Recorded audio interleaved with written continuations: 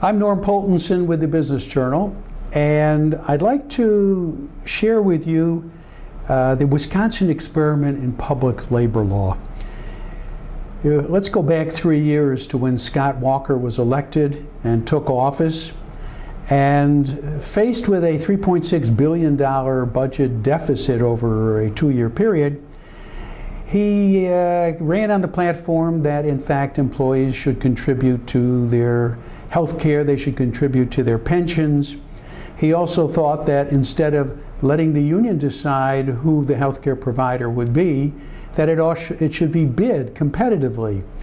Also in collective bargaining, he said we will collective bargain with the public employee unions, excluding of course police and firefighters.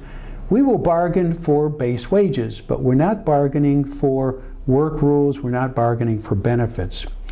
In addition, Walker eliminated mandatory union dues. If you want to pay dues, that's fine, but you're not required to join the union and pay dues. And finally, he insisted that the members of the union should certify their leadership every year that in fact this is the leadership that they wanted. Such a novel idea. The reaction, I think, as everybody remembers, was the occupation of the state capitol in Madison, Wisconsin. Thousands of people assembled and wouldn't leave the Capitol. The legislators were unable to conduct business. And in addition to that, 3 days after the occupation of the Capitol, 14 Democratic state senators departed for Illinois on the assumption that the Senate would never have a quorum and therefore couldn't pass a bill. They were wrong. The Republicans found a legal way of doing that. It was upheld in the courts, including the Supreme Court of Wisconsin, whereupon the demonstrators said, well, we're going to have a recall election. So they went through a second election for Scott Walker, and he was reelected by a wider margin than the first time. None of this is in the news anymore. It's all old hat. But the real question is, forgetting the fact that the Capitol was occupied, forgetting the fact that the protesters spat upon the Republicans as they would try to walk into their chambers, the fact that the demonstrators urinated on the door of the governor, this group of people had a favorite motto that said, this is what democracy looks like.